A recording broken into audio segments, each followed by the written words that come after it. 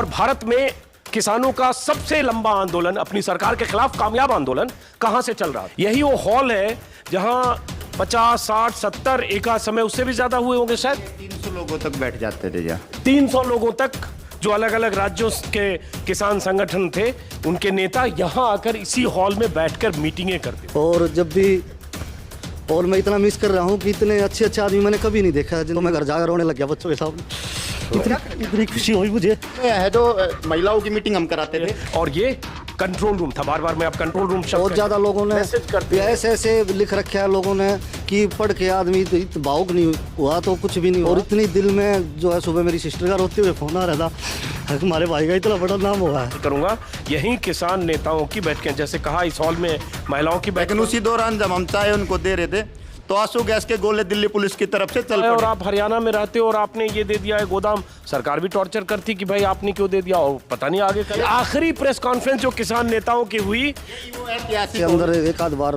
बात होती थी। मैंने अपने नाम का खुलासा नहीं करा पहले कि किसी प्रकार से जो भी सीआईडी वगैरह अंदर खाते जो करते थे वही था। का शोर, या आपकी अपनी प्रॉपर्टी है किराए पे? अपनी प्रॉपर्टी और रहने वाले भाई। तो आप कैसे आंदोलन से जुड़ के यहाँ ये टाइल्स के गोदाम के अरेंजमेंट? और देने वाला जी हमेशा राजा होता है और राजा की तरह है ये। मैं तो उनको यही कहूँगा कि उनका सिख समाज का हर एक आदमी राजा है वो। नमस्कार दोस्तों, दिल्ली की सीमाओं को 1 साल से ज्यादा वक्त तक घेर कर बैठे किसान दिल्ली की सत्ता को झुकाकर तो चले गए, लेकिन बहुत से किस्से, बहुत सी कहानियां छोड़ गए। आज मैं फिर आया हूं सिंघू बॉर्डर, कुछ कहानियों की तलाश में। बॉर्डर खाली हो चुका है, सड़क पूरी तरह से खाली है, किसानों के जत्थे एकदम रवाना हो चुके पंजाब की तरफ। अब सड़कों की सफाई हो रही है, लेकिन मैं यहां क्यों आया हूं? क्योंकि मैं आज आपको दिखाना चाहता हूं, मेरे पीछे एक दरवाजा है। इस दरवाजे में मैं जब दाखिल होऊंगा तो आपको दिखाऊंगा वो जगह जो दरअसल टाइल्स का एक स्टोर है, टाइल्स का गोदाम है और कुछ खुली सी जगह है। और यही वो जगह जो सड़क के किनारे है। यहां बैठकर संयुक्त मोर्चे के नेता, 40 संगठनों के नेता, 40-50 जत्थेबंदियों के नेता और देश भर के किसान संगठनों से जुड़े लोग अपनी रणनीति बनाते थे, बैठकें करते थे, सरकार को चुनौती देते थे, सरकार को चिट्ठियां लिखते थे, अपनी मांगें बुलंद करते थे। और हर मौसम में यहीं बैठकर वो तय करते थे कि अगर ये लड़ाई हमें लंबी लड़नी है तो कैसे लड़नी है। तो मैं इस मोर्चे के इस दफ्तर पर, जो अस्थायी टेम्पररी दफ्तर था, 25 बार आया प्रेस कॉन्फ्रेंस में। और आपने जितनी बार प्रेस कॉन्फ्रेंस में संयुक्त मोर्चे के नेताओं को लाइव देखा होगा, यहीं बैठकर वो लाइव किया करते थे। पीछे संयुक्त मोर्चा देख रहे हैं आप लगा हुआ है, वहीं 4-5 कुर्सियां थी, 5-6 कुर्सियां, जितने नेता होते थे 5-6 कुर्सियां लगती थी, बाकी सब प्रेस के लोग। लेकिन जब शुरू में मैं 26 नवंबर के बाद जब किसान यहाँ आए थे पिछले साल, तो जब भी मैं पूछता था संयुक्त मोर्चे के नेताओं की कहाँ मीटिंग हो रही है, तो वहाँ स्टेज के पास, जो यहाँ से कुछ दूर है, 1-1.5 किलोमीटर आगे या 2 किलोमीटर, वो बताते थे टाइल्स कजरिया के ऑफिस में। तो लगता था कजरिया टाइल्स के ऑफिस में क्या कर रहे हैं संयुक्त मोर्चे के नेता, और कैसे किसी टाइल्स वाले ने मोर्चे के नेताओं को अपना गोदाम या स्टोर या दे दिया है। तो मैं आज आया कि जरा वो जगह देखूं और दिखाऊं। आप में से इस जगह के मालिक कौन है? क्या नाम है आपका? संजय मलिक जी। और आपको तो मैं जानता हूं, खत्री, दीप खत्री जी, धन्यवाद। हाँ, ये दीप खत्री साहब हैं।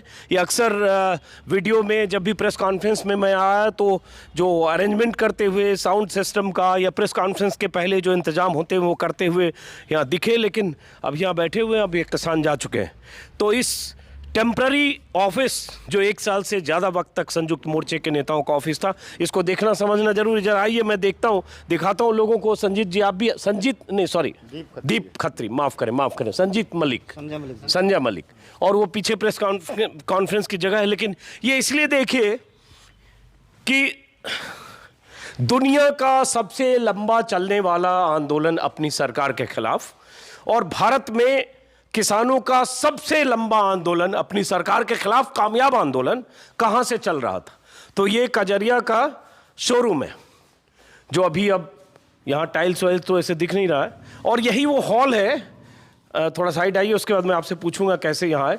यही वो हॉल है जहाँ 50, 60, 70, एक आध समय उससे भी ज्यादा हुए होंगे शायद। 300 लोगों तक बैठ जाते थे यहाँ। 300 लोगों तक जो अलग अलग राज्यों के किसान संगठन थे, उनके नेता यहां आकर इसी हॉल में बैठकर मीटिंगें करते थे। ये जो अभी शीशा खुल गया, शटर उठ गया है, ये शटर तब डाउन हो जाता था, सामने से पता नहीं चलता था।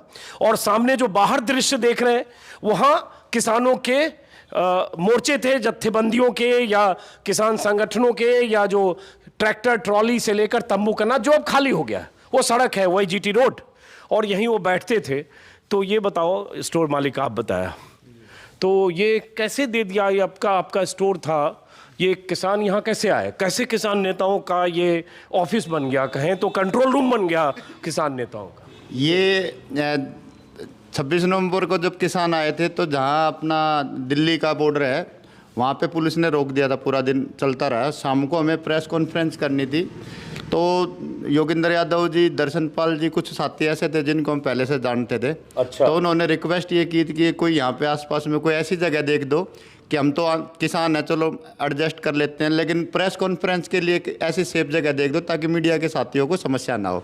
अच्छा। तो उसी दौरान हमने यहाँ आसपास में कई जगह तलाश की, तो संजय भाई साहब से हमारा पुराना परिचय था, तो इनको फ़ोन किया। इन्होंने 1 मिनट भी नहीं लगाई, इन्होंने बोला कि चाबी है जो मेरे पास है, मैं बाहर हूँ। इन्होंने बोला गेट का ताला तोड़ लो और अंदर चले जाओ, सारा ऑफिस आपका है। अच्छा जी। तो आपने दे दिया उनको, किसान नेताओं को? हाँ जी, हाँ जी। तो उसके बाद से 1 साल से ज्यादा वक्त तक ये है जो 380 दिन कंटिन्यू, 380 दिन, उसके बाद में भी अभी किसान मोर्चे के पास ही है ये। आने वाले जो 15 जनवरी को मीटिंग हमने रिक्वेस्ट करी है सबसे कि वो भी यहाँ मीटिंग करें, उसके बाद में कुछ करेंगे यहाँ पे। और इसी ऑफिस में है जो आपने बाहर प्रांगण देखा, उसमें अब हम 2-4 दिन के बाद में सुनहरे अक्षरों में उन शहीदों के नाम लिखना शुरू कर देंगे और निशान साहब भी यहाँ स्थापित करेंगे जी। अच्छा, तो दीप खत्री अपने बारे में भी बताओ, लेकिन जरा चलते हैं। आइए, इधर आइए खत्री साहब और मलिक साहब, आप लोग रुके, आइए इधर आइए, आप भी आइए भाई साहब, आप आ जाओ। हाँ, इसके साथ साथ है जो ये चलता था, तो हमारे यहाँ शनिवार, इतवार, शुक्रवार, शनिवार और इतवार को 3 दिन मेडिकल कैंप लगता था। जो ये आसपास के जो गाँव थे, आसपास के गांव थे जो हमारी वजह से प्रभावित थे, उन लोगों के लिए हमने मेडिकल कैंप लगाया था। इसकी भी मैं आपको बड़ी खूबी बताऊंगा। एक सेकंड रुकिएगा जरा, ये इस हॉल में भी मीटिंग होती थी? ये इसमें है जो महिलाओं की मीटिंग हम कराते थे। अच्छा। और पूरा का पूरा ये महिलाओं के लिए रिजर्व था। और कई बार हरियाणा की, पंजाब की और उत्तर प्रदेश की अलग अलग मीटिंगें होती थी। तो यहाँ 3 हॉल थे, तीनों हॉल में अलग अलग मीटिंग एक समय पे हम करा पाते थे। अब ये 3 हॉल है और सब में यहाँ कजरिया टाइल्स कभी बिका करता होगा, और ये अभी भी टाइल जैसे दिखाने के लिए कस्टमर को रखा जाता है, किसी भी टाइल के शोरूम में जाएंगे तो ऐसे ही टाइल दिखाया जाता है, उसी का ये पूरा सिस्टम बना हुआ है। और ये स्टोर कहें, शोरूम कहें, जो भी कहें, वहाँ दीवार पर सब जगह टाइलें लगी है। और ये कंट्रोल रूम था, बार बार मैं अब कंट्रोल रूम शब्द का इस्तेमाल करूंगा। यहीं किसान नेताओं की बैठकें, जैसे कहा इस हॉल में महिलाओं की बैठकें होती थी, सामने वाले में किसान मोर्चे के नेताओं की बैठकें होती थी, जिसमें 250-300 तक किसान नेता पहुंचते थे। और ये मैं आज इसलिए देखने आया कि जरा उस जगह को देखूं, जो जगह बहुत अहम है, क्योंकि किसान जीत कर गए हैं, और जीत कर गए हैं तो उस रणनीति की बहुत भूमिका है, उस नेतृत्व की बहुत भूमिका है, उन किसान नेताओं की बहुत अहम भूमिका है, जो कई बार कई जोखिम मोल लेकर, कई बार रिस्क मोल लेकर, क्योंकि रिस्क होता है, आप कोई गलत निर्णय कर सकते हैं। सरकार के प्रस्ताव को खारिज करना कभी गलत निर्णय हो सकता है, सरकार के प्रस्ताव को एक्सेप्ट करना कभी गलत निर्णय हो सकता है, कभी सरकार से संवादहीनता के बाद टिके रहना कोई गलत निर्णय हो सकता है, कभी सरकार ने कह दिया, प्रधानमंत्री ने कह दिया कि हमने आपकी बात मान ली, 3 कानून वापस, आप घर जाओ, उसके बाद भी टिके रहें, कोई गलत निर्णय हो सकता है। गलत निर्णय इस सेंस में कि आप फिर 1 साल 2 साल बैठे रहें, हो सकता है आपके जो कार्यकर्ता हैं, आपके समर्थक हैं, आपके किसान हैं, वही हताश हो सकते हैं या कहें कि ये ज़बरदस्ती हमारे नेतृत्व के लोग ऐसा कर रहे हैं। लेकिन ये सब होता रहा, सब जुटे रहे, टिके रहे, और उसके बाद मोर्चे के नेता यहाँ दिन भर 8-8, 10-10, 12-12 घंटे मीटिंगें करते रहे, पैर रखने की जगह नहीं होती थी। अब ये देखिए टेम्पररी सा टेबल है और ऐसे ही 4-6 कुर्सियां लगी है, और ये पीछे संयुक्त मोर्चे का जो बैकग्राउंड बना हुआ है, यहीं पे सारे नेता प्रेस कॉन्फ्रेंस करते थे, छोटी सी शेड, गर्मी, जाड़ा, बरसात, हर मौसम में। उधर क्या है? ये अभी ये जहाँ 9 मेंबरी मीटिंग होती थी, एक छोटा हॉल है ये हमारा, इसमें 9 मेंबरी मीटिंग कराते थे जी हम। अच्छा, तो ये सारा अरेंजमेंट देख लो सब, ये कॉन्फ्रेंस रूम 9 मेंबरी मीटिंग। लाइट जलाइए भाई, हाँ ये लाइट जल गई। ये इसमें 9 सदस्यों की मीटिंग होती थी। और इसके पीछे जो था हमारी एक तैयारी चल रही थी 26 जनवरी की, जो 26 जनवरी के बाद में जो बंद कर सकते हो तो कर दो। जंतर मंतर पे जो जाते थे, तो ये हमारा ऑफिस था जहाँ पे हम अपना डाटा मैनेज करते थे। अच्छा। और जो लिस्ट बनाते थे जंतर मंतर जाने के लिए, वो यही बनता, वो यहाँ बनती थी। और वो डाटा भी अभी हमारे पास सेफ रखा हुआ है। अब ये देखो कि यहाँ 9 मेंबरी कमेटी जब बोल रहे हैं तो संयुक्त मोर्चे के 40 नेता भारत सरकार से बातचीत करने जाते थे। 40 संगठनों के नेता, जो कृषि मंत्री से 11 राउंड की बातचीत हुई, जो आखिरी बातचीत 22 जनवरी को हुई थी। तो उसके बाद संयुक्त मोर्चे ने 9 सदस्यों की कमेटी बनाई, जो अहम फैसले 9 सदस्यों की समिति अक्सर बैठकर करती थी, और उसके बाद फिर 40 सदस्यों की समिति में उसे पारित कराती थी। अब ये देखिए, दिख रहा है यहाँ, what is black in farm laws. Joginder Singh Toor advocate हैं, उन्होंने लिखा है, संपादित किया होगा, और इतनी किताबें यहाँ रखी है उसी समय की, जो किसानों के बीच बांटने के लिए, सर्कुलेट करने के लिए। और पोस्टर पर्चे भी ऐसे दिख रहे हैं, मजदूर विरोधी कानून। तो इस कंट्रोल रूम को देखने के लिए मैं आया, क्योंकि जब यहाँ किसान बैठे थे और किसान नेता यहाँ मीटिंग्स करते थे, तब तो गुंजाइश नहीं होती थी कि आप ये देखें। ये कोई हॉल है, इसमें भी मैंने आखिरी प्रेस कॉन्फ्रेंस जो किसान नेताओं की हुई, वो ऐतिहासिक हॉल है जिसमें वो लास्ट घोषणा हमने की कि हम अपना समापन कर रहे हैं, सस्पेंड कर रहे हैं कुछ समय के लिए। ये वो ऐतिहासिक हमारा हॉल कह सकते हैं। और ये ऐतिहासिक वो कालीन है, रेड कारपेट, जो हमने किसानों के लिए स्पेशल मंगाए थे। और रेड कारपेट उस दिन आपने भी देखा होगा मीडिया के लिए। मैंने यहाँ इंटरव्यू किया था युद्धवीर सिंह का, और यहीं सामने मंच था जिसपे जो भी 5-6 किसान नेता उस दिन थे, जिस दिन 11 तारीख को, 11 तारीख को, जिस दिन उन्होंने ऐलान किया कि हम यहाँ से रवाना होंगे। नहीं, वो ऐलान वाला डेट था, प्रेस कॉन्फ्रेंस किस दिन हुई? 11 तारीख 11 को। हाँ, 11 को। उसमें क्या था, उस 9 तारीख को हुई थी हमारी, 11 तारीख को प्रेस कॉन्फ्रेंस, माफ करें, प्रेस कॉन्फ्रेंस 9 तारीख को हुई थी, 11 को वापसी। और हमारे 500 संगठन थे उस अंदर वाले हॉल में, 200-300 से ज्यादा लोग आ नहीं पाते थे। 500 से ज्यादा संगठनों के एक प्रतिनिधि यहाँ पे थे, तो इसीलिए हमने बड़ा हॉल उस दिन। ये बताओ दीप खत्री, हालांकि मैं आता रहा आंदोलन में, आपसे मिला नहीं, मैं उस प्रेस कॉन्फ्रेंस में पहली बार किसी रिपोर्टर ने आपसे मिलाया, और मैंने देखा किसी अखबार ने में छापा कि 10-12 वो किरदार जिन्होंने इस आंदोलन में पीछे भूमिका निभाई।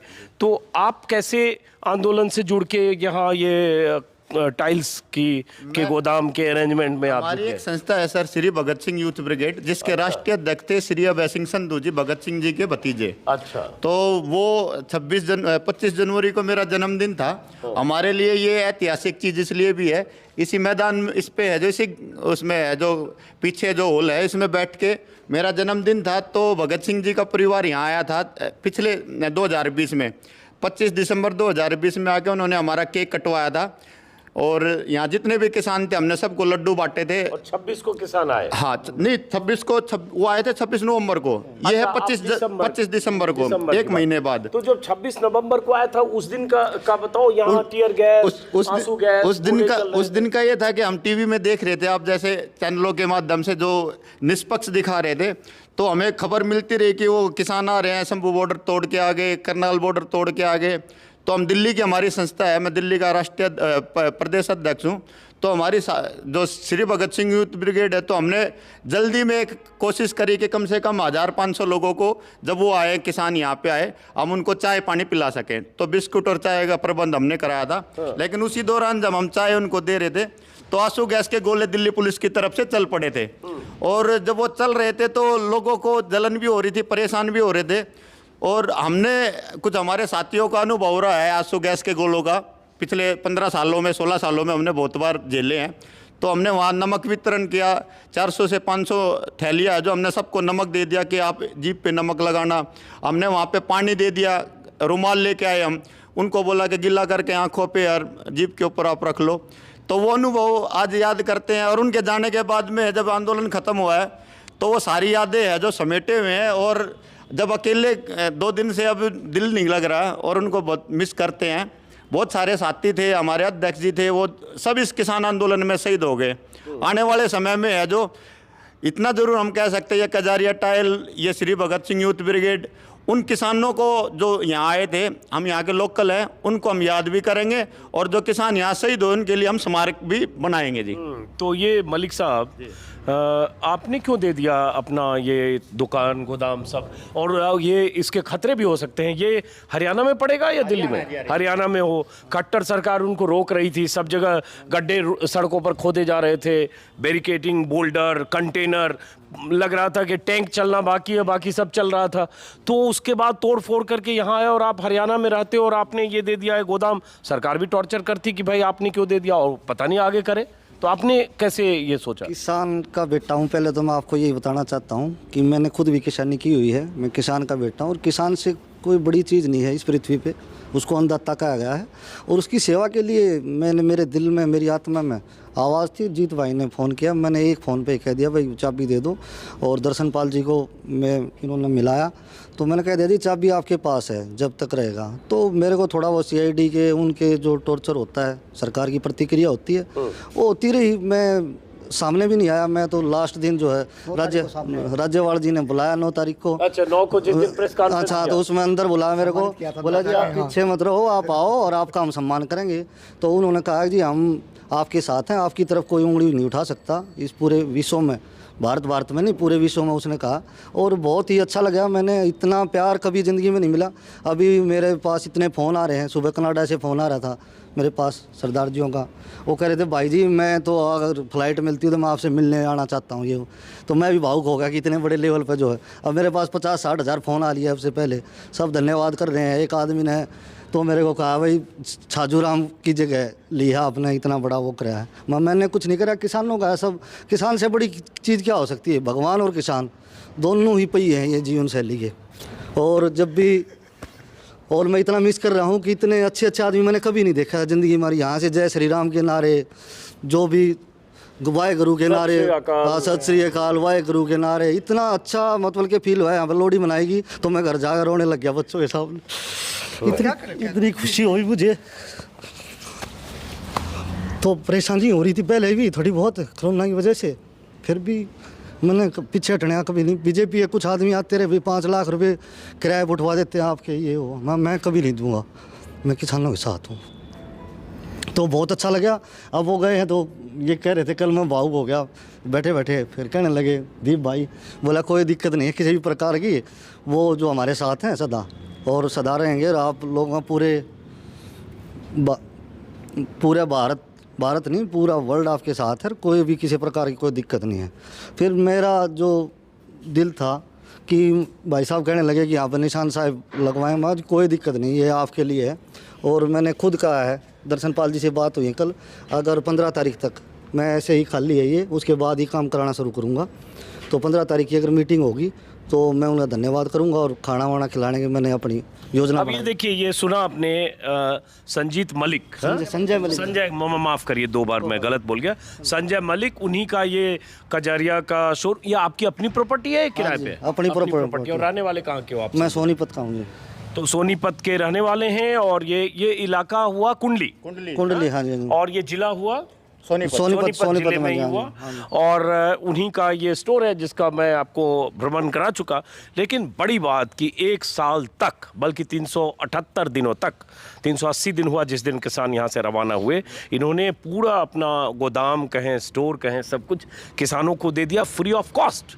किसानों को, मतलब उस नेतृत्व को दे दिया जो नेतृत्व उन किसानों के जत्थे को रास्ता दिखा रहा था, रणनीति तय कर रहा था, सरकार के साथ मीटिंग्स तय कर रहा था। और ऐसी स्थिति भी आई कि 22 जनवरी से लेकर और आखिर में 19 तारीख को, पिछले महीने जब प्रधानमंत्री ने घोषणा की 19 नवंबर को, उसके बीच पूरी संवादहीनता, पता नहीं क्या होने वाला है, सरकार के बहुत तल्ख तेवर।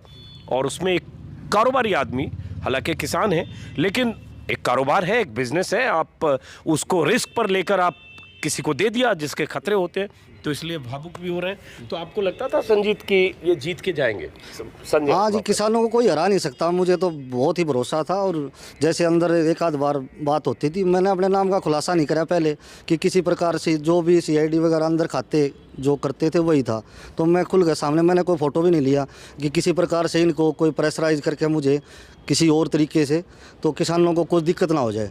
तो मैंने मुझे जिज्ञासा होती थी, मैं जब भी आता था और बाहर कजारिया लिखा होता था, लगता था ये किस कजारिया वाले का है कि उसका शोरूम है और उसका धंधा पानी है और वो किसान नेताओं को अपना शोरूम दे दिया है, और यहाँ से जाएगा तो सरकार तंग कर सकती है, जिला प्रशासन तंग कर सकता है, या बीच में भी कर रहा होगा। एक ऐसा आदमी है कि सबको 1 साल के लिए अपना सब कुछ बंद करके दे दिया है। हाँ जी, और मैंने जी रात को भी 5-5 बजे जैसे फ़ोन आ जाते थे पुलिस के या उनके, तो मैंने जो फैसला हुआ है उसी दिन फ़ोन को साइलेंट मोड से हटाया है कि रात को फ़ोन आते थे, फिर मैंने कह दिया मैं वहीं आ जाऊंगा आपके पास।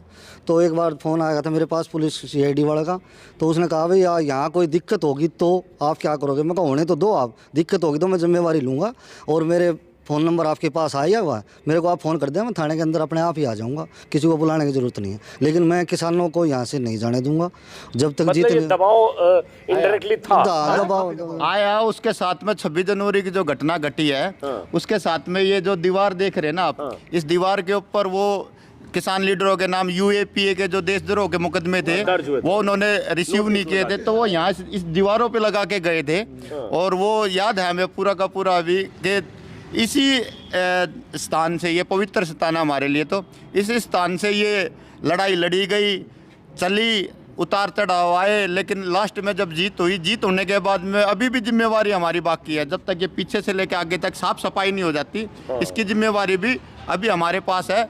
और SKM ने है जो ये प्रॉमिस किया है कि आगे कभी इस रास्ते से आएंगे, और हमने भी उनसे प्रॉमिस लिया कि आप जितने भी किसान यहाँ आए, ये हमारा ऑफिस आगे तक भी ऐसा रहेगा, तो बिना चाय पिए किसी को हम जाने नहीं देंगे जी। ये बहुत बड़ी बात है। और किसान बैठे रहे सड़कों पर शांतिपूर्ण ढंग से, इस उम्मीद में कि कभी जीतेंगे, और जीत के गए भी।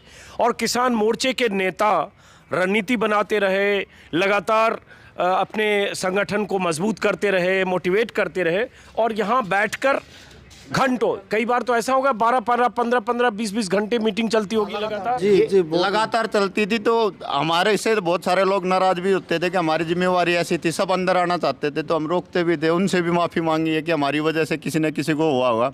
और यहाँ पे एक सबसे बड़ी बात यह है कि इस ऑफिस ने है जो, इस कजारिया टाइल ने है जो 1900 लोगों को आंखों की रोशनी दी है। वो भी किया। जो आंखों के मेडिकल कैंप, आंखों के ऑपरेशन हमने कराए निःशुल्क, हमारी संस्थाओं ने सब ने मिलके, और 28,000 से ज़्यादा नंबर के जो चश्मे थे वो हमने यहाँ पे दिए। और 24 ऐसे ऑपरेशन थे जिनके ऊपर है जो 10 लाख से ज़्यादा का खर्चा है, वो भी किसानों ने यहाँ पे है जो उठाया है। इस ऑफिस का बहुत बड़ा योगदान है, बहुत बड़ा योगदान है, और सही में आपने बहुत बड़ा काम किया। तो इसलिए लगा, हो सकता है जिस तरह से मैं बात करने आया, मुझे पता नहीं कि आपसे किसी ने बात की है ऐसे, नहीं की ना? आपके चैनल से मैं ये कहना चाहता हूँ कि पूरे चैनल, आपके चैनल का बहुत बहुत धन्यवाद, और जो सिख समाज और जो किसान भाइयों का धन्यवाद करना चाहता हूँ, जिससे भी मैं फ़ोन भी नहीं उठा पाया हूँ या व्हाट्सएप पे भी उनका धन्यवाद नहीं कर पाया हूँ। तो आपके चैनल के माध्यम से कहना चाहता हूँ सबका बहुत बहुत धन्यवाद है, पूरे सिख समाज का और पूरे किसान भाइयों ने जो मेरे को प्यार दिया है, मैं इसको दुगुना करके वापस करने की कोशिश करूँगा, और सदा किसानों के लिए खड़ा रहूँगा। किसी भी प्रकार की मेरे प्रति कोई भी ज़रूरत हो, मैं आपके लिए सदैव तैयार हूँ। हालांकि आपने बहुत काम किया, अपना पूरा कहें तो कारोबार को रिस्क पर लेकर, रिस्क मतलब सरकार से खतरे होते हैं नाराज़गी का, उसके बाद आपने दिया। और इनको देखा और पहचाना जाना चाहिए, इसलिए क्योंकि दुनिया भर के दर्शक जो हमारे YouTube चैनल पर हैं, मैं तो ऐसे भी मैं सिखों और सरदारों को सलाम करता हूं 100 बार, क्योंकि इस आंदोलन की मजबूत बुनियाद सरदार थे, सिख थे, और कभी हिले नहीं, कभी उनके भीतर कुछ ये रहा नहीं कि हम लौटेंगे, लौटने की तो बात ही नहीं थी। मतलब इतने अच्छे आदमी जी मैंने ज़िंदगी में कभी नहीं देखा कि इतने प्यार देने वाले। मेरे एक दिन दर्शन पाल जी खड़े थे, तो एक बुजुर्ग आया, वेल देखो ये मसीहा हैं हमारे यहाँ, तो कभी इस तरीके से मैंने कभी देखा नहीं। किसान मैं भी रहा हूँ, लेकिन कभी नहीं देखा। हमने 90-90 साल के लोग पैर छूने के लिए भाग लेते थे कि ये हमारे मसीहा हैं और यहाँ से जीत के जाएंगे, हटना नहीं। अब मैं संजीत, चूंकि आपने एक जिक्र कर दिया, माफ़ करूँगा, 90 साल के आदमी का जिक्र किया संजय जी, यहीं पे आज मैं वो वीडियो अभी अब लगा दूंगा इस वीडियो में। यहीं पे मैं भी जिस दिन अंतिम प्रेस कॉन्फ्रेंस थी 9 तारीख को, उस दिन मैं यहाँ था और शूट कर रहा था, और एक कम से कम 75 साल उम्र रही होगी एक सरदार जी, वो आए और अचानक, हालांकि उनके कंधों पर कैमरा था, कहीं फोटोग्राफी भी करते थे, वो आए और भावुक होकर मुझे जो बात कही ना उन्होंने कि आप भगवान की तरह हो, आपने हमारी लड़ाई में सहयोग किया, और गले मिलकर भावुक होकर उनकी आंखों में आंसू आ गए। और इतना झुके, मैं शर्मिंदा भी हो रहा था, असहज भी हो रहा था कि एक हमसे 20 साल उम्र में बड़ा आदमी इतना भावुक हो रहा है। और उनकी तस्वीर है, मैं भी स्क्रीन पर लगाऊंगा उनकी तस्वीर। ऐसे बहुत जगह मैंने कुछ देखा, करनाल में गया, वहाँ एक बुजुर्ग ऐसे भावुक हुए, तो मुझे लगा कि जो ये सिख और सरदार होते ऊपर से देखने में अलग लग सकते हैं, लेकिन दिल के इतने अच्छे आदमी मैंने देखा जी। मैं उनका वास्ता जो है वो गुरु नानक जी के शिष्य हैं सब, और इतना प्यार मतलब मैंने कभी नहीं देखा ज़िंदगी के अंदर। मैं तो बहुत ही, और आपने भी इतना चैनल में इतना मतलब के इतनी कोशिश की है कि चैनल तो कुछ कर ही नहीं रहे थे। बाकी जो आप जो सोशल मीडिया ने, हाँ सोशल मीडिया पे आपने बहुत ज़्यादा कोशिश की और बहुत ताकत दिखाई है जी, बहुत ताकत दिखाई है आपने। और जब भी जीत का श्रेय आप लोगों को भी जाता है। एक सोशल मीडिया पे इतनी ताकत दिखाना और सरकार के इतने खिलाफ बोलना या किसी प्रकार की जो सच्चाई दिखाना, तो सच्चाई दिखाते दिखाते देखो परेशानी तो होती है, और परेशानी होगी तो सेवा करने में अगर परेशानी होगी तो करनी चाहिए, मैं तो यही कहूँगा। संजय जी, मैं उस वीडियो को मैं अपने दर्शकों को दिखाऊंगा, एक और वीडियो, चूँकि सिख और सरदार की बात जब होती है, और वही जो उनकी दरिया दिली, जिस ढंग से लंगर चला, जिस ढंग से सेवा की, और एक लंगर में 25 लोग दिल्ली से आकर परिवारों के लोग सेवा करने आ रहे थे, दिन भर, गर्मी में, जाड़े में, बरसात में, हर मौसम में। तो मैं एक जगह करनाल जब गया था और एक पंचायत से बाहर निकला और उसके बाद वीडियो एडिट कर रहा था। कल मैंने जिक्र किया, कल मुझे वो वीडियो नहीं मिला, इसलिए कल के वीडियो में नहीं लगा पाया। आज मैं वो वीडियो लगाऊंगा कि वैसे ही एक 75 साल के सरदार जी आए, मैं कहीं एक कैंपस में एडिट कर रहा था, जो मैदान था किसानों का उससे अलग हटके, तो आए और अचानक वो मुझसे गले मिले और आप अजीत अंजू हो? मैंने कहा हाँ। और उसके बाद वो क्या कहूँ, फफक के रोने लगे, और मैं समझ नहीं पाया कि क्या हुआ इनको। और मैं कभी उनको पकड़े हुआ हूँ, फिर मैं अपने परे करके उनकी आंख देख रहा हूँ कि ये क्या हुआ। उनकी आंखों से लगातार आंसू, और गले में उनका अंगोछा था, उससे मैंने भी पूछा, उन्होंने भी पूछा, फिर मैं भी भावुक हुआ। फिर उन्होंने यही कहा कि जब इतने मीडिया वाले हम लोगों को खालिस्तानी, चीनी, पाकिस्तानी, देशद्रोही कहते हैं, उसमें आप हमारी आवाज़ पहुंचा रहे हो, इसलिए मैं शुक्रगुजार हूँ। और बहुत बातें कही जो शायद मुझे कहना नहीं चाहिए, लगेगा कि मैं अपनी तारीफ़ कर रहा हूँ, लेकिन उन्होंने कहा। और एक पास खड़े किसी सहयोगी ने दूर से एक वीडियो बना लिया। वो वीडियो मैंने कभी सार्वजनिक नहीं किया, कल तलाश रहा था, नहीं मिला, बट अभी इस वीडियो में मैं वो वीडियो लगाऊंगा। उसके बाद वो फिर परिवार के साथ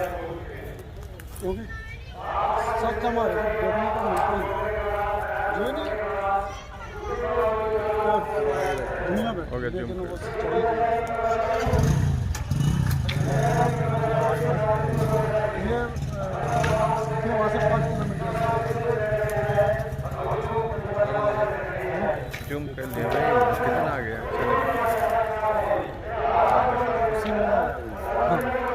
मैं उनसे देखा था, यहाँ से थोड़े निकले तो मेरे को पहचानते नहीं, हम क्या सेवा करें? नहीं, बस मैं आपका ये आशीर्वाद है मेरे लिए। कितनी उम्र है आपकी? मेरी 10 साल। तो आप मेरे से 10 से 11 साल बड़े हैं, तो आप मेरे लिए बड़े हैं, आपका आशीर्वाद कुछ नहीं, बस मैं चिंता मत करो, मैं ले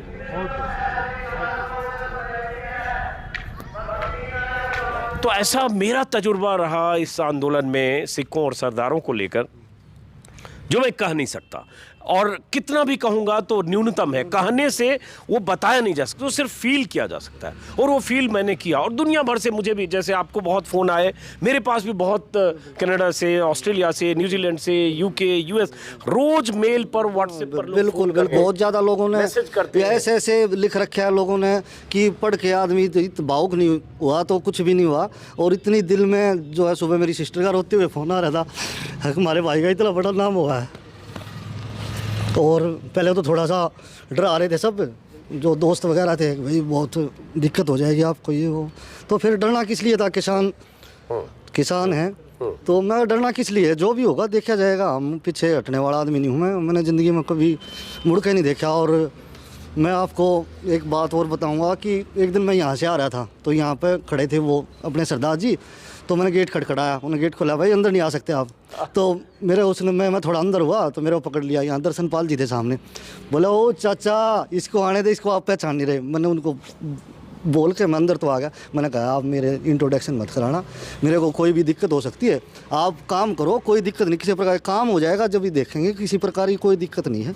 वो कहने लगे कि मैंने पता चला मेरे वो आदमी अंदर रहते थे, बोले आर्थिक हालत ख़राब चल रही थी पहले ही कोरोना टाइम से, मैं कहा जी मैंने अगर ये बेचना पड़ा तो मैं बेच के ही चला जाऊँगा, कोई भी दिक्कत नहीं है, लेकिन आप लोगों का सहयोग के साथ ही हूँ, मैं साथ खड़ा हूँ, कंधे से कंधा मिला, डरने की कोई दिक्कत नहीं किसी प्रकार की। मैंने तो यहाँ अपने रिश्तेदारों को भी नहीं आने दिया किसी को, मैं कहा जो अंदर हो रहा है उसके आप बाहर बैठिए, यहाँ अंदर मत जाइए, कभी कोई लीकेज हो रहा है मेरे कारण किसानों लोगों को कोई प्रॉब्लम हो जाए तो बहुत बड़ा दुख होता मेरे लिए।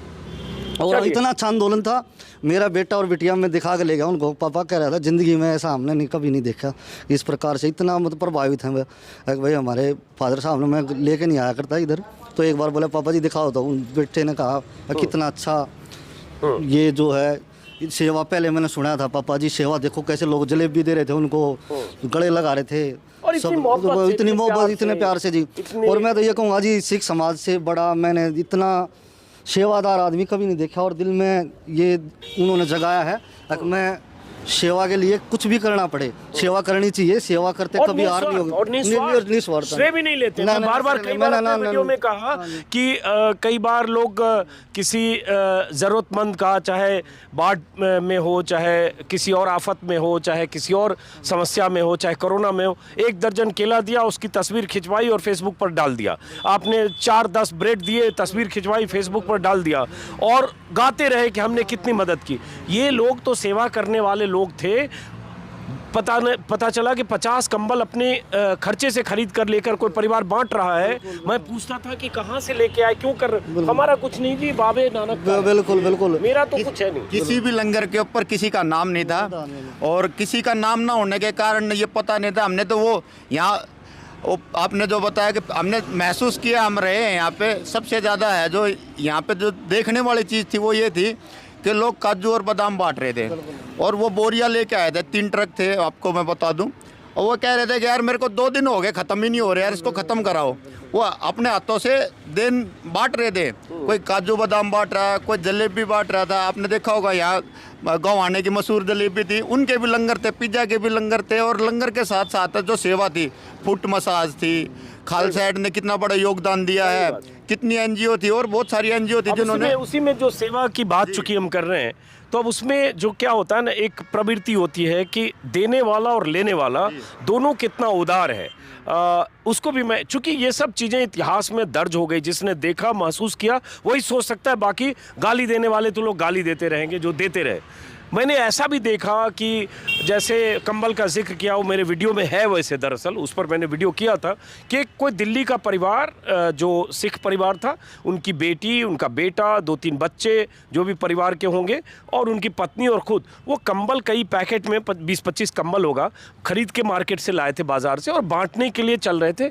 मैंने देखा कि 3-4 ट्रॉली में जा रहे हैं, और हाथ जोड़ के जो ट्रॉली में बैठे हुए हैं सरदार 4-5, वो हाथ जोड़ के कह रहे नहीं नहीं हमें ज़रूरत नहीं है, किसी ज़रूरतमंद को दो, पंजाबी में बोलते थे वो, मैं समझ रहा था। अब वो फिर वो दूसरी तरफ जाते थे, तीसरी तरफ, तो मुझे लगा कि मुझे रिकॉर्ड करना चाहिए, तो मैंने रिकॉर्ड करना शुरू किया। 10 ट्रॉली में जाते थे, किसी एक ट्रॉली में कोई कंबल लेता था, बाकी कहता था दूसरों को, तो मैंने वीडियो बनाया। होगा क्या और होता क्या है कि आपके नीचे 10 कंबल रखा हो, लेकिन कोई देने आएगा तो लप से एक ले लोगे, और उसके बाद दूसरे को पीछे से बोलोगे जा 2 और लेके आ। लेकिन यहाँ ऐसे लोग थे, देने वाला देने के लिए घूम रहा है कि उसको लग रहा है कि उसे मन को तसल्ली मिले कि उसने जाड़े के मौसम में कुछ ऐसे किसानों को जो सड़क पर थे उनके कुछ काम आए, और जो लेने वाला है वो कह रहे मेरे पास है, मुझे नहीं, किसी ज़रूरतमंद को दो। तो ये दोनों पहलू समझना तभी मुमकिन होगा जब यहाँ कोई आएगा। तो ये सारी कहानियाँ हैं। बिल्कुल, और देने वाला जी हमेशा राजा होता है, और राजा की तरह है ये। मैं तो उनको यही कहूँगा कि उनका सिख समाज का हर एक आदमी राजा है, वो सबको देता ही देता है, लेने की उसकी कभी इच्छा नहीं होती। जो मैंने देखा है, जो ज़िंदगी में सोचा है और उनसे बहुत प्रेरणा ली है कि सेवा करनी चाहिए, सेवा से बड़ा कोई धर्म नहीं है। और इतनी सेवा के प्रति उन्होंने जागरूक कराया लोगों को कि सारा पृथ्वी पर लोग सेवा के लिए खड़े हुए हैं। और सिख समाज ने सब आदमियों को, हरियाणा को, पंजाब को, यूपी को, पूरे भारत को सेवा करनी सिखाई है, ये दिखाया उन्होंने। और एक बात और, मैं बहुत बुजुर्गों से मिला, सिखों से 70, 80, 75 साल, वो जो चेहरे पर एक चमक होती है ना और एक स्नेह होता है, इतनी मोहब्बत से, मुस्कुराहट के साथ, इतने जज्बे के साथ मिलते रहे। ये लड़का है, लंबू है ये लगातार 1 साल से है, जो जितनी मीटिंग होती है सबको चाय पानी यही पिलाता था जी। लेकिन इसका यह है, मजदूर आदमी है, एसकेएम ने इसकी है जो तनख्वाह बांध रखी थी 15-20 हज़ार। अब ये 3 दिन से कह रहा है कि जी आंदोलन खत्म हो गया, मेरा क्या होगा। हम इसको कह रहे हैं तुम्हारा भी कुछ होगा। चलिए, तो बहरहाल मकसद यही था कि उन गुमनाम किरदारों से आपको मिलवाएं जिन किरदारों की भूमिका इस आंदोलन में पीछे रही, जिसमें एक किरदार संजय मलिक हैं, एक किरदार दीप खत्री हैं, अब वो भी एक किरदार हैं, और ऐसे बहुत सारे किरदार हैं जिन्होंने इस आंदोलन को कामयाब बनाने में किसानों के साथ अपनी जो जिसकी भूमिका थी वो भूमिका निभाई। और उसी में एक भूमिका इस दफ्तर की भी है, जो दफ्तर दरअसल संयुक्त मोर्चे का वो कंट्रोल रूम था जो सड़क के किनारे है, कोई गोदाम जैसा है, कोई यहाँ कोई ऐसी ज़बरदस्त कोई व्यवस्था भी नहीं है, लेकिन यहाँ रहे और उसके बाद बार बार कह चुका हूँ, उस सत्ता को हिलाकर चले गए जो यहाँ से 40-50 किलोमीटर दूर दिल्ली की सत्ता है। और उसके बाद लोकतंत्र का पाठ सबक पूरी दुनिया को सिखा गए कि कैसे लोकतंत्र में अपनी आवाज़ बुलंद की जा सकती है और कैसे सत्ता को झुकाकर अपने आंदोलन को अंजाम तक पहुंचाया जा सकता है। फिलहाल सिंघू बॉर्डर से वीडियो ख़त्म करने के पहले मैं कैमरामैन को कहूँगा जरा उधर की तस्वीर, जो पूरी सड़क अब खाली हो गई है।